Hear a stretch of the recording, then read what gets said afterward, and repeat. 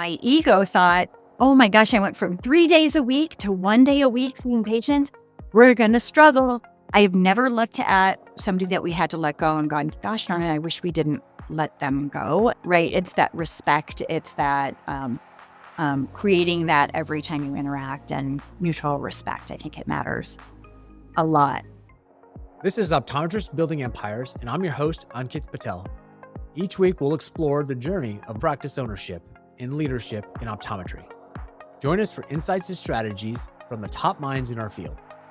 This show is sponsored by My Business Care Team. My Business Care Team helps your office increase revenues, reduce costs, and reduce staffing headaches. Let's build your empire together. Today's guest is someone who has a really cool background. She's an impressive founder, optometrist, and leader. She's built her practice into a thriving 4-doctor clinic known for full-scope optometry and specialties in dry eye management, pediatrics, vision development, and ocular disease.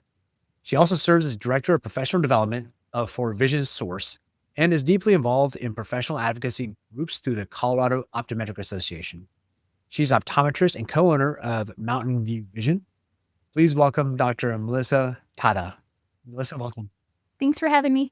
Yeah, welcome to this show. So as you're growing your business, what was the most important thing that helped you grow your empire? Well, thinking I could do it was probably the most important thing. I think any of us who are willing to take it on have a little bit of an ego, and we're willing to say that we think we can do it better. The other part of it is 4 months into my practice, I joined Vision Source. So being part of a bigger group, a bigger network, mattered all along. So from seeing a patient a day to seeing, what we see now. So Yeah. And so you have 4 doctors, right? Did you start off cold, or tell me about your journey a little bit? So I started out warm. It is sort of a unique experience. There was a local ophthalmology practice that was part of actually a primary care medical group that they ended up, their optical wasn't doing very well. They made the active choice of only accepting medical insurance and not taking any managed vision care. And because of that, their optical was not thriving. So they wanted to get rid of that. So I bought the optical and rented one exam lane. So we shared a little bit of our shared services, front desk and that kind of thing at the very beginning. And the ophthalmologist who was there did pediatrics and cataract surgery and strab surgery. And she was weirdly fitting contact lenses, which she was never trained to do, never wanted to do, never, you can imagine. And so when I say warm, that's what I mean. She fed me patients and we had a really good relationship that way. I outgrew that space probably in 2 years. And then we moved to our first standalone location. And then just 3 years ago, we moved to our newest facility that I hope is the last move. Well, it'd be a good problem if you had to move again. It means you're getting bigger. No, that's right. Yeah. That's right. It's still a problem though. Or not. That's really cool. So if I'm hearing correctly, it was kind of a weird, like almost like a sublease, but not really. You had shared services. Yeah. Yeah, I was independent within it. So they didn't have any say over anything. And it worked out really well until it didn't. And that's how all things work out, right? Until they stop working out. Yeah. But really it was more that we were just popping at the seams. So I had one room and then I rented another exam lane from her. And then it was just too much. And at that point, the woman who became my business partner was doing some fill-in work for me as well. And so it was just too many humans in a small spot. Yeah. That makes sense. At least you're probably still on hopefully good terms with them still. No, it's all good. That's good. It's all good. They are a big multidisciplinary group. And so all is good. It just became a little bit of a prickly nest. So how did you approach them, or did they approach you with this? Because it seems like a unique opportunity for people who maybe want to grow into a business, like sort of a hybrid solution. Yeah. So it came from another doctor in town. He sort of saw himself as a wanting to help young ODs, and so he actually was the one who was negotiating all of the stuff to begin with, and then I came to him to say, "I'm moving out of the position that I was in as an associate, and I wanted to have my own practice." And so basically, we just kinda started it together, and he negotiated the original, purchase of the optical, with that then, so and he was also a vision source doctor, so it was sort of like that network, it's kinda how that happened, right? It's not, oftentimes it's not what you know, it's who you know, and being in the right place and really just open to, saying yes when maybe a weird situation I mean, this is not typical, so it's kind of in a unique situation and just trying to say yes and give it a try. And what, curious, as you were growing, going and moving a couple of times, getting bigger, what something that happened as you grew that you didn't expect? Like you went to multiple doctors, you went to new buildings. Tell me something that was like unexpected. Well, all of it just sort of happens, you kind of realize, "Oh, here I am just kind of growing," and that sort of happens maybe despite yourself. You're working on some things, you're always working on the business. I would say the biggest thing that I didn't expect, was probably COVID. Mm. And I think most people could say that, but it ended up being a real benefit, at the end. And, one, it showed me the incredible privilege that I have that my practice supports that many families. And so when you go through that and you're like, "Oh my gosh, am I not gonna be able to support these families anymore?"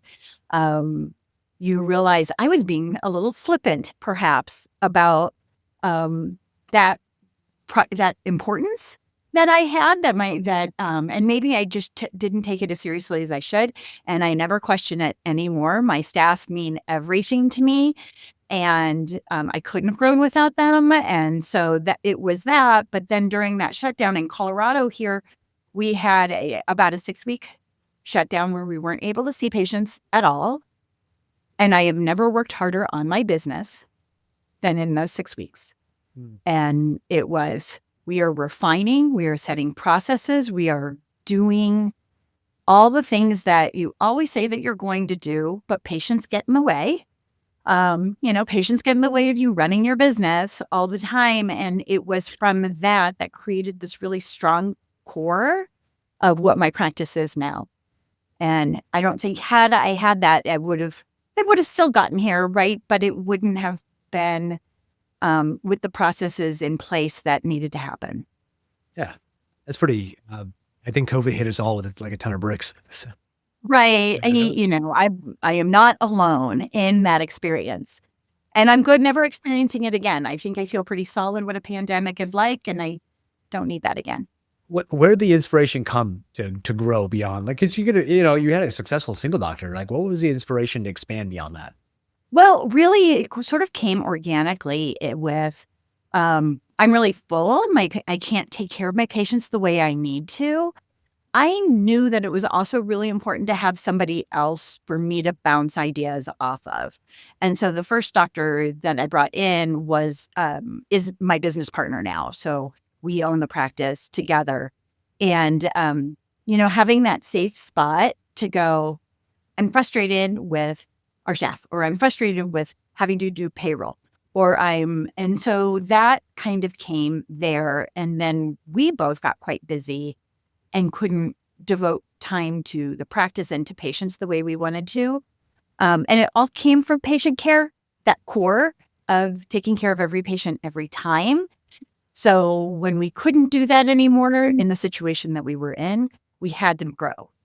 And we were very specific on who we added into the practice and thinking then about the overall practice, where were we missing?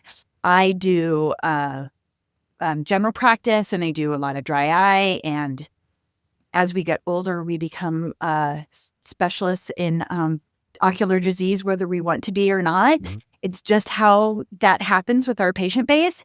My business partner is pediatrics and vision development. And so what were we missing? We were missing specialty contact lens fitting. And so we brought somebody in who did that. And then we looked at the next thing that we were missing. So it's kind of filling that in so that we were taking our patients didn't need to go anywhere else because of that. So core patient care first. I like that. And as far as what are some of the things that you're finding struggles with now? So I'll give you an example. I talked to a lot of people, and consistent Mhm. is around staffing. And you said how you're grateful for your staff, but are you having challenges with staffing right now? Or if not, tell us your secret. It always ebbs and flows, right? And I am like knock on wood here. Right now we're really in a great place, but we've had those challenges. Absolutely. I think training, I had to let go of if I trained someone fully and they decided to find another job that worked better for them and their family, I had to let whatever that was go. Sometimes I think we hold ourselves back to have the fully trained staff that we want to because we're afraid, well, if if they're certified in this and this, then they're going to be able to take that and go somewhere else. Well, that's not on me. That's somebody else's decision on that. So once I kind of embraced training more, I think that was important. And every day working on culture within the office that my staff know I care and we provide benefits. We do all of those things. We try to create a fun environment. And then also knowing when to say, um, I've never looked at somebody that we had to let go and gone, gosh darn it, I wish we didn't let them go, and deciding culturally you're just not a good fit. Mm. That that core of my staff are really important. And if we don't add people to that understand that need, then better sooner than later. Mm. They don't get better if they're not a good cultural fit. Yeah. Skills, we can train. We can train all day. How do you operationalize cultural fit? Like, what does that look like to you in your office? So the core is always about patient care. So it becomes that. And if my staff are happy every day and we take care of them, then it goes towards the patient, right? So we do fun sort of social outings. We touch base every single morning to find out how did yesterday go? Mm. And what do we need to do for today to make it go better? I think feeling heard and supported matters, and they know that they can always come to. We have, optical managers and front desk managers that they can go to, but they can always come to us. So at the end of the day, it's not a hierarchy; it's not a pecking order. So I think if we get everybody kind of moving in the right direction, it matters. Yeah. Another thing I noticed, I asked about specifically operations, but I think another side that I've seen that folks who have strong cultures implement is the words that are being used in interactions, the approach, the warmth, like the more qualitative things, like the human touch. Those tend to make a big difference too. And it sounds kind of like it sounds a little bit like what you're saying. Like, hey, it's not just like we check in, but it's like you said it earlier. They know that you care about them, right? And Right. so that's something that's hard to fake. Yeah. Yeah, it really is. I mean, I think people are going to do it different. There's lots of ways to get to that care, but when they see it in action, that at the end of the day, it's not like, oh, I really care about you, but I am going to be harsh with you in public, right? It's that respect. It's that creating that every time you interact and mutual respect. I think it matters a lot. They are professionals, and if they were not there, I cannot. I mean, I can answer the phone, but that's not the best use of my time. So without their professional skills, I wouldn't be able to achieve what where we've gotten as a group. And how are you dealing with like reimbursements, decreasing or staying flat, and the costs are going up, like staffing costs, cost of goods? Yeah, that's certainly something that came out of COVID, right? All of our staff costs, all of our people costs went up. The days of, "Oh, I really care about you, but I am going to be harsh with you," and public, right? It's that respect. It's that creating that every time you interact and mutual respect. I think it matters a lot. They are professionals, and if they were not there, I cannot. I mean, I can answer the phone, but that's not the best use of my time. So without their professional skills, I wouldn't be able to achieve what where we've gotten as a group. And how are you dealing with like reimbursements, decreasing or staying flat, and the costs are going up, like staffing costs, cost of goods? 20% people, those are over. Like that just simply doesn't happen anymore. So what do you have to do? You have to be more efficient and you have to reassess those things. We have to really look at our processes for reimbursement. Do we choose to use certain managed vision care and not others? But I think in our office, what's really important is we're maximizing cost of goods and doing, you can't save yourself to growth, but you can certainly make sure that you're assessing those things. So within Vision Source, I know that I'm getting great cost of goods, and I don't just spend my time negotiating that piece of it. Now, what I get to do is improve efficiencies. So, are my processes within my office for somebody to buy contact lenses or buy glasses from us? Does it become very seamless? Is it I think what's really interesting is when I first got out of school, the patient experience was all about sort of being very fancy, and everybody wanted to be elevated and present your glasses on a velvet tray and that kind of thing. Like give you a piece of chocolate when you were done. And I think really what people want now is no friction. Mm. Like I want to come in, I want to do all of these things, I want to hear what I need to do, and then I want to be able to check out. And so really that's where our processes are fitting now, is how to make it a frictionless experience for the patient. Because what we do is we bring them in with managed vision care, and that's sort of the hub is primary care. Mhm. And then how many of our patients have dry eye, need specialty lenses, need macular degeneration being monitored, their glaucoma treated and monitored. So it becomes this sort of hub and spoke. And because we've thought a lot about where we needed to help our patients, it's created that. So my patients, it very rarely do I see them once a year. Mm. I have to see them more than that because they have more need because of that. And if we keep that frictionless and we don't keep them there forever, the first visit, then they easily come back to get the care they need, and they understand why they need that care. So moving into a medical model more so from retail. Retail is still very, very important within my practice, but doing all of the full scope matters. Yeah, that makes sense. And you said a couple of things that were interesting. The friction piece. I think folks may have heard of NPS score, Net Promoter Score. For those who haven't, quick story. It's a scale from 0 to 10. How likely are you to refer my clinic to someone else a friend or colleague? 9s or 10 are promoters, and less than 6 and less is demoter. They're going to probably talk bad about you. And then you get a Mhm. score from a minus 100 to 100. And a good practice, Warby Parker, I think is like 80, right? Which is really high. Most businesses are doing well if they get to like 50 or 60, Right. out of between minus 100 to 100. But another one I've heard, which is one more recent that we've been implementing too, is called Client Effort Survey, which is 1 through 7, and how easy was it to do business with this person? There's the optician, doctor, business, right? And that's something that you're right, that it kind of gets at the friction and how easy it is to work with someone. And I love the fact that you're kind of coming. It's nice to see I'm not going crazy by doing something like that at all. You're not the only one. We're looking at both things, right? And it really is just kind of seeing, the multimodal way that people want to interact with your business. Yeah. They want to make it easy to make appointments online or purchase online or browse online. That we have our frames Mhm. online and they can browse them. And when they get there, they're in a tray waiting for them. Now, I will tell you this, 9 times out of 10, none of them work, but we now know what they like. Yeah. And so that works out really well for us. And it creates, it still matters what our Google reviews are. It still matters that because anymore, you look up eye doctor and you're going to go off the Google reviews off of that. It is, we trust our neighbors more than we trust probably anything else. So it matters. Um, so you mentioned Vision Source a couple times. I love that color, by the way, for those watching on videos. My favorite color, orange is my favorite color. That's a cool shirt. Maybe I'll try to get one from you at some point. Yeah. I get, yeah.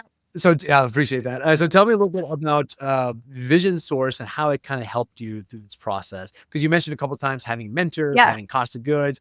Tell us like Yeah. where Vision Source really helped you and who it might be for, who may not want to be good for Vision Source. So, it is the largest group of independent optometrists across the country. So there's over 3,000 offices that are Vision Source. So there are buying groups out there where they negotiate cost of goods for you, and that's kind of it. Well, it does that, but it's so much more. There is so I'm in Colorado Springs, Colorado, and there is a local network here, and we meet every other month, and it's sort of like being a parent. You need to be around other people to, just like you said, oh, I'm not crazy. That frictionless is where we're going. You need to be around other people to go, okay, I'm not crazy. My patients are actually crazy sometimes, and they're asking for ridiculous things. So that local networking is incredibly important, to be around with a study group who you can go to, people you care about and know run great practices, and say, hey, I'm struggling with, and you have 10 people sitting at that table going, oh, I did too, and this is what I did, or have you thought about this? And then Vision Source as an organization comes up with programs to support that. So I talked a lot about processes, and that's where a lot of that comes from. So they're creating efficiencies within my practice and doing sort of thinking about it on a higher level. You've heard of the book Traction, Mhm. using EOS US. systems, and thinking about it that way and all of us can benefit from that. Giant corporations implement EOS in a different way than a small business does with my 18 staff members. But assessing those things and being in a group that talks about that and shares ideas nationally, with those 3,000 members. So the key on those local groups are the administrators, the local doctors who are guiding Mm. that. So who is it good for? I don't honestly, if you don't want to work on your practice and you want to just have a job, don't join Vision Source. If you want to work on your practice and grow, no matter what, then Vision Source is an appropriate place to be. I think it is going to be what really um, keeps private practice moving forward and being relevant every day and being really on the cutting edge of that. So I said I started with a patient a day for however long. You can only grow from there, right? But I would never not be part of it now when my practice is almost $3 million, because I need to be thinking about my 1-year plan, my 3-year plan, my 5-year plan. And if I'm negotiating for a quarter a box on contact lenses, that's not how my time is well spent. And so doing all those things matter. And that's what Vision Source does. Yeah. That was a really long answer. No, I think that's a good answer. Yeah. Because it's one. So I come from outside the industry, and and this isn't, we're full transparency. We're not a Vision Source office because we bought existing, and I was working on it full time. So I was doing all those things you're saying, and for us financially, it didn't make sense with existing office and revenues and the percentage. But I think that one thing that gets undersold is um, in this industry is that it's a great business, partly because there are a lot of complexities that don't exist in other businesses. You have the retail contact lens, which is debatable if that's retail or not. And then you have the vision exams, you have medical exams, and you have procedures like uh, dry eyes treatments, things like that. So there's like almost 5 different lines of businesses, and optimize one of those is very different and very hard. If you're one doctor and that's never had business exposure, it's really intimidating going after all that, optimizing all that. Yep. And being around other people who are at different stages of that, right? So some are brand new, which is super exciting, and they're Ferraris. They can change Yeah. just like that, and it's so cool. And then there's bigger practices who've been around longer and may take a little bit longer, but boy, they've been through some things, and they can certainly tell you what not to do. Yeah. So there's a lot of ways to build a wheel, and it is all about you choosing to do it the way you want to, but being supported Yeah. within all of that. So yeah, I mean, there's a fee associated with it, but it has never been a fee that has not made sense to me. That's fair. I think it's a great option out there for sure. I mean, heck, it enabled your growth of some of the biggest practices I know are all Vision Source or OptiPort, I think is the other one, right? Like, shit with Vision Source, yeah. Yep. So it's pretty. Several guests are members of Vision Source and OptiPort as well. So it speaks Yeah. volumes. Uh, what are you excited about in terms of the future? Whether it's with Vision Source, whether it was with optometry, you have a really unique perspective on this. So optometry is like at this point where it's just going to explode on what it's able to do. We watched these. So in Colorado, we can do lumps and bumps, we can do laser, we can do YAG, we can do SLT, and because that's the aging population. And what I think is so cool is private practice is on the leading edge, sometimes on the bleeding edge of that, for early adapters and that kind of thing. And but the technology is so it's just going to blow up. The ability to share data, to be able to use AI and analyze what's going on, to use those things as a tool at your fingertips to go. Um, I can think back to when I first had an OCT that I was using for practice, and we had them in school. And then about 5 years into when I was an associate, we had an OCT to practice. And I always thought, oh, I see plenty of stuff. I maybe don't need this OCT. And it went, oh no, girl, you're missing some stuff. Yeah. And it's it's a little humbling, I will say, but that keeps happening over and over again. And so when you have technology that's going to allow you to guide this patient into greater medical care and better outcomes at the end, that is so exciting. And we're on the front edge of that, and there's going to be no end to that. So some people are super bummed about private practice and reducing reimbursements and managed vision care. And don't get me wrong, managed vision care is the bane of my existence and figuring out how to work around it. Yeah. But that's that. And as we move forward, there's nothing but good stuff to come with that. So I love what I do.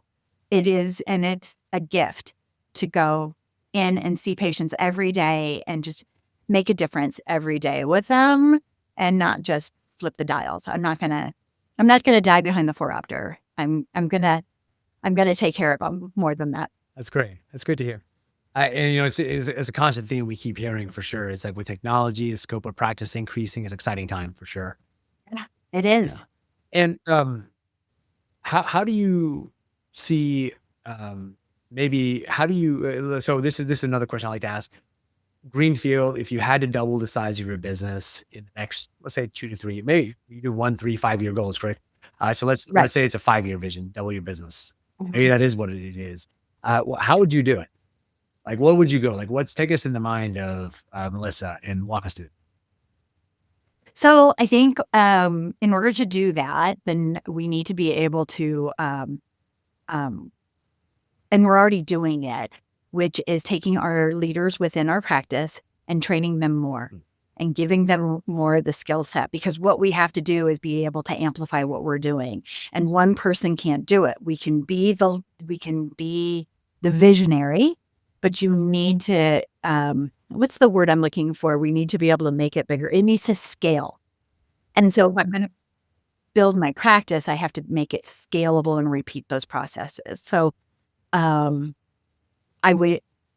next thing I'm doing is looking at different softwares where we can improve our written processes so that everybody knows them on the fly, so that they're not these dead documents that, oh, shoot, we don't even do, like that. We don't even have that technology in our office anymore. What's that doing there?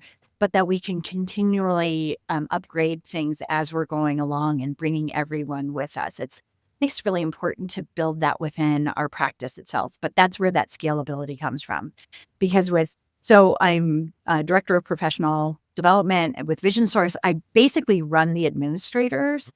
And so I'm now only in my practice a day a week seeing patients. I go in for meetings. And my ego thought, oh my gosh, I went from 3 days a week to 1 day a week seeing patients. We're going to struggle. It's going to be really hard. And my ego took another hit, and we grew with that. But that was the processes that were in there. So I'm proud of that part. it makes me sad when other people say, like, oh, this doctor is just as good as Dr. Tada. That hurts my feelings. But we on purpose hired those people who are really good. So, um, but because you do that, you can expand and you can maybe do other things that you didn't think you were going to get to do. So again, saying yes to those things that come up that maybe are weird and you didn't think you were going to do it. You hit on something that I've heard as a theme in a lot of the podcasts is that you got to know yourself to know what you're strong at, what you're not good at. And if you Mhm. want to grow, you got to be able to trust other people. And so everyone that's scaled has had that trust at some level in some way. Sometimes operations managers, sometimes to the doctor, sometimes to both. But it's cool to see that's a consistent theme that we're hearing. Yeah. Yeah. Yeah. We can be as a group a little, optometrists tend to be a little Mm. nervous. It's been, we tend to be a little cautious as a group, I think. And then being able to let that go a little bit and be okay with the risk that that can come along with that. I think the people who are able to scale that they get a little more comfortable every time with that Mm. risk and are able to make the move that they need to make. Yeah, I like that. I like that a lot. And I know you didn't mention it, but I know you talk to a lot of doctors with Vision Source. What are you seeing in terms of, because you have, like I said, that's a unique perspective. What are you hearing from what other doctors are excited about, how they're growing? What are some of the common themes you're hearing from across the country? Yeah, so there are 180 administrators across country, so I get to talk to them all the time, and some of the smartest people I know with that. And so it is this growth with technology, kind of within Vision Source itself. It's doing a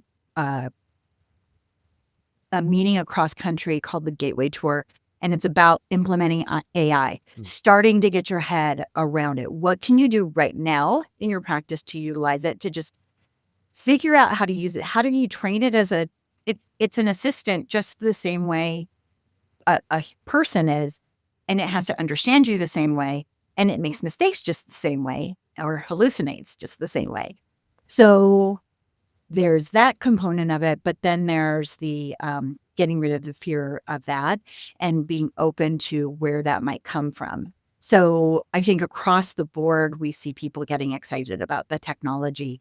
And, you know, at the end of the day, we're also very relational, that it's very important that we know every one of our patients and we can tell the stories about them and not losing that within the scope of this growth. And I think we're all pretty proud of the relational aspect of what optometry is versus other medical professions. So people love that and they still love that. Yeah. So they're great communicators. Yeah, it's funny you say that. That's actually something I've been telling people. Like, pharmacy did this like 50, 60 years ago. They had consolidation and roll-ups in pharmacy. So you don't see very many private pharmacy anymore because it's Right, pretty much a commoditized process.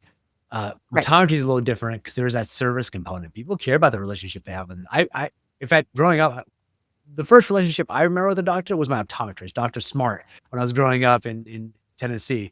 And so I remember it well, and I remember it fondly too. So you're right. It's like there seems to be this service element tends to set the optometry profession apart. Right. Yeah, like Everything we do, goes from that patient care component of it. And I'm not the only one. Like, I will tell you, of those 184 people that I work with all the time across country, literally, that it's their core. Every one of them has a variety of um our motto in our office is every patient every time. And everybody has a variation of that. And you think, is this cliche? But it's not. It is really who we are, and, at the end of the day, that's what's gonna allow us to grow, because I have how many patients who want me to do their cataract surgery, and I have to tell them, "You don't wanna be my first. I am not gonna do your cataract surgery," but they have so much trust, and I will never take that for granted, that trust that I have. that's fantastic. And so let's shift gears a little bit. I'd love to hear a story that was formative for you that made Melissa into who she is today. It could be when you were much younger, could be more recent, but just something that's visceral that sticks out. Like, yeah, that was an experience that really formed, shaped who I am. So kind of how I got into this, when I graduated from undergrad, I actually went to school and got my teaching credential and for high school biology and chemistry. So that's what I was going to do. And then I moved overseas with my husband, and so I'm in Berlin, Germany, and can't get a job as a teacher there. What am I going to do? And I go to so Berlin was funded by the German government. So I got there and I was hired and I was paid in Deutschmarks and it was a cool gig and I got hired in the optometry clinic. And that was cool. I was an emmetrope, never wore glasses, didn't need to do any of that stuff. But boy, this was kind of cool. And then one day my doctor walks in front of our optometry clinic window and he has a cast from here to here. He went down ice skating and broke his elbow. Fell back and broke his elbow. And have you ever seen a one-armed optometrist? Yeah, I have.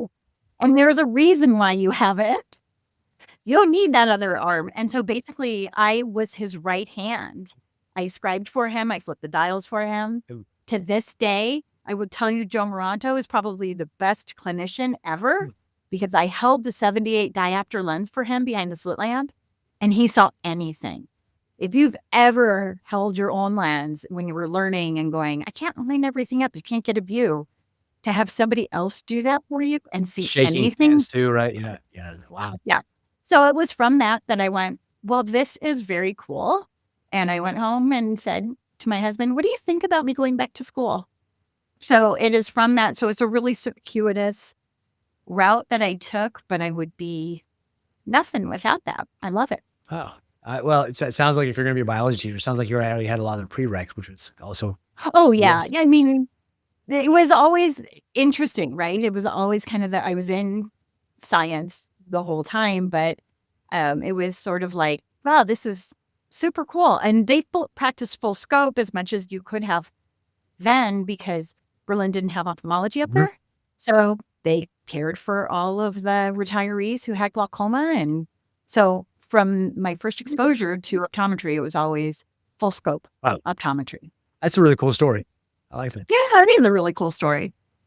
And so knowing what you know now, what advice or experience share would you give to your younger self 1 week after you graduated OD school? Okay. So I was an associate for 8 years. I would have hopped sooner. Okay. I would have started my own practice sooner. Like, trust yourself. And you can still do that today. There is nothing that's stopping anybody from doing a cold start right now. There's a lot of support out there to do a cold start anywhere between Vision Source, obviously, and eye care advisors and all those other support, but find a support to do it. I'm really lucky that my practice only existed for about 4 or 5 months before I found Vision Source to have that support system because you don't want to reinvent the wheel. Yeah, learn from other people, but I would have done it sooner. Yeah, I think that's actually really good insight. It's and the fact that you got connected with people who've already done it, been there. I think it's hard to oversell that. So, and we love talking about our practices. We're a bunch of nerds, and I love us for it. But you get us geeking out about our practices, and we'll just share everything. The best part of a Vision Source Exchange, which is our big national meeting, is standing in line at the buffet and meeting somebody from North Carolina behind you and just, and you're like, what's your name again? Can you send me those forms? Thank you. So it's great. It's cool. Just unabashed sharing. Well, that's actually, it's really, I love the community that you guys create with Vision Source. So, and I'm happy. Yeah, it's kind of cool to see that you also kind of sounds like you also do it in your own office. So that's pretty exciting. So, Melissa, if people want to reach out to you, where can they find you? So you can find me out of my website, mountviewvision.com, or you can send me an email to mtada@visionsource.com. That's the email that I'm in all the time. And so happy to hear from anybody if anybody has any questions and help them out. Awesome. We'll put that in the show notes as well for folks. Yeah. So thank you again, Dr. Tada, for being a guest. Yeah, it was fun. Thank you. I love nerding out with anybody. It's a lot of fun for sure. I Yeah. always get several good nuggets from the show. Like, I love the insights that you had with making your people feel really valued. I love the insights around finding your people to help grow, so you're not alone. I also I thought I got an interesting insight about how to potentially grow through negotiating with existing potential ophthalmologists or people that maybe need subleases or working in something. Is how do you make it a win-win for other providers in the area too, Mhm. just getting started? So really good insights from this episode. Be open to the weird. Yeah, exactly. I love. Did you ever live in Austin? Because that's sort of Austin's motto. Keep Austin. Yeah, no, but I have heard them say that, and I am like, I love that. Yeah. And thank you, audience, today. If you learned anything, laughed, share this podcast with a friend and make sure you hit subscribe button so you never miss an episode. And if you use the HubSpot link in the show notes to book a meeting, I'll send you a free copy of my book, Optometry Redefined. Thank you again, Melissa, for being a guest. And this has been another exciting episode of Optometrist Building Empires. We'll see you next time. That's a wrap on another episode of Optometrist Building Empires. Thanks for joining. For show notes and more, visit buildingempires.live. This show is proudly sponsored by My Business Care Team.